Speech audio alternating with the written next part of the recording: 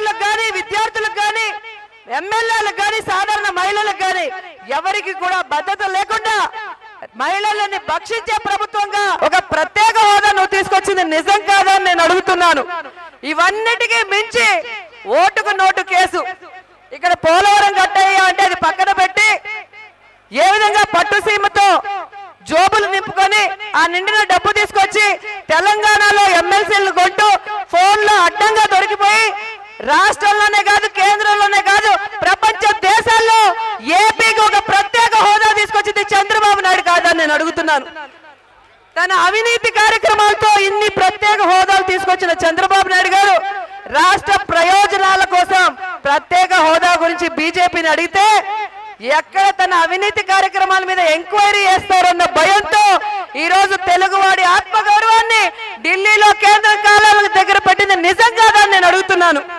తెలుగువాడి ఆత్మగౌరవం కోసం ఎన్టీఆర్ గారు పోరాడితే ఆయన వారసుడని చెప్పుకునే నువ్వు ఈ రోజు నీ ఓటు నేటు కేసు తప్పించుకోవడం కోసం, నీ మంత్రులు మరి కేంద్రంలో కొనసాగడం కోసం ఈ రోజు తెలుగువాడి భవిష్యత్తుని అంధకారం చేస్తూ ఈ రోజు ప్రత్యేక హోదాకి తూట్లు పడిచింది నిజం కాదని నేను అడుగుతున్నాను. నిన్న మీరు చూస్తే తిరుపతిలో మునికామకోటి ఇక రాదు అని ఎప్పుడైతే సృజనా చౌదరి గారు చెప్పారో వెంటనే అతను ఆత్మహత్య చేసుకున్న దాఖలాలు మీరు చూశారు. అంటే ఈ రోజు ప్రత్యేక ప్యాకేజీ అంటూ కొత్త నాటకానికి తెరదించారు. అరుణ్ జైట్లీ గారు కూడా చెప్పారు ప్రత్యేక ప్యాకేజీలతో మీకు సపోర్ట్ చేస్తామని. ప్రజలు ఎలా నమ్మాలి అని మేము అడుగుతున్నాం బీజేపీ గారిని.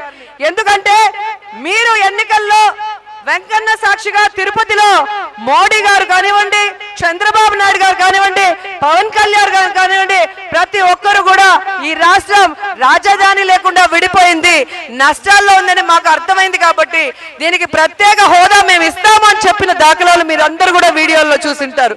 కానీ ఈ రోజు మోడీ గారికి పిఎం హోదా వచ్చింది, చంద్రబాబు నాయుడు గారికి సీఎం హోదా వచ్చింది, కానీ మన రాష్ట్రానికి మాత్రం ప్రత్యేక హోదా రాలేదు అంటే ఎంత బాధాకరమో ఒకసారి మీ అందరూ కూడా ఆలోచించాలి.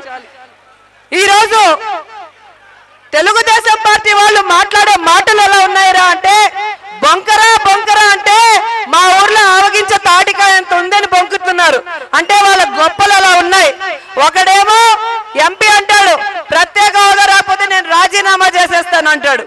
ఇంకో ఎంపీ అంటాడు ప్రత్యేక హోదా వచ్చే విధంగా మేము ఇక్కడ పోరాడుతున్నాము అంటాడు. ఇంకో ఎంపీ అంటాడు ఇంతకన్నా ఏం చేయగలం, బట్టలు ఇప్పుకొని తిప్పాలా అని చెప్పి ఒక ఎంపీ అడుగుతాడు. ఇంకో ఎంపీ అంటాడు అసలు ప్రత్యేక హోదా రాదని నాకు తెలుసు, చంద్రబాబు నాయుడు గారికి తెలుసు, మంత్రులకు తెలుసు, తెలుగుదేశం పార్టీలో ఉన్న అందరికీ తెలుసు, ఏదో పవన్ కళ్యాణ్ తిట్టాడని ఆయన కోసం ధర్నా చేశాము అంటారు. సో ఈ విధంగా ఒక సీరియస్నెస్ లేకుండా కేంద్ర ప్రభుత్వం మన రాష్ట్రానికి ఏం చేస్తుందనే ఒక క్లారిటీ తీసుకోకుండా ఈ రోజు కేవలం స్వప్రయోజనాల కోసం తెలుగుదేశం పార్టీ నోరు మూసుకోవడం అనేది చాలా బాధాకరమైన విషయం.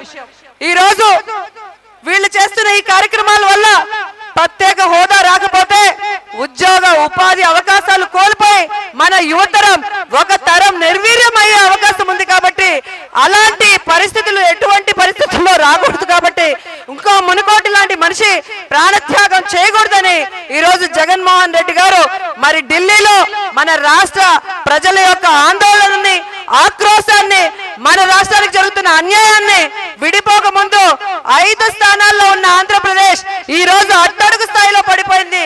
ఇంకా కుంగిపోకుండా మళ్ళీ అభివృద్ధి వైపుకు నడవడానికి ప్రత్యేక హోదా చాలా అవసరం. కాబట్టి ఈ రోజు పోరాటం చేస్తుందన్న విషయం మీరందరూ కూడా గమనించాలి.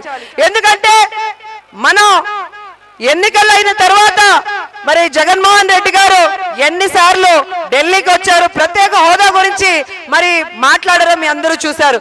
ముఖ్యంగా అసెంబ్లీలో ప్రత్యేక హోదా కోసం తీర్మానం చేయాలని పట్టుబట్టింది కూడా మరి జగన్మోహన్ రెడ్డి గారు కానీ చంద్రబాబు నాయుడు గారు పెడచెవిన పెట్టారు.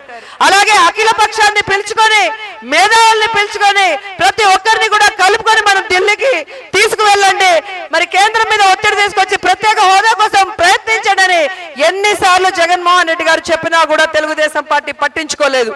మరి నిన్న కూడా ఒక ప్రాణం పోయిన తర్వాత ఇక మనం ఉద్యమం చేపట్టకపోతే ఈ రాష్ట్రంలో ఎన్ని ఆత్మహత్యలు చూడాల్సి వస్తుందన్న భయంతో ఈ రోజు జగన్మోహన్ రెడ్డి గారు మన ఏపీకి ప్రత్యేక స్టేటస్ కోసం ఈ రోజు పోరాడుతున్నారు. అంటే ప్రతి ఒక్కరు కూడా మనస్ఫూర్తిగా జగన్మోహన్ రెడ్డి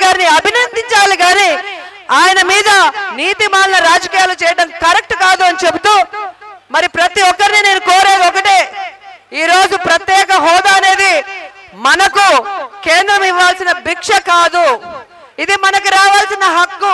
మన రాష్ట్రం విడిపోయినప్పుడు మనకి రాజధాని లేకుండా, మనకి ఎక్కడ కూడా ఆదాయ వనరులు లేకుండా నష్టపోతున్నాం. కాబట్టి మనకు లభించిన అధికారిక హోదా, దీనికోసం పార్టీలకు అతీతంగా ప్రతి ఒక్కరు కూడా పోరాడాలి.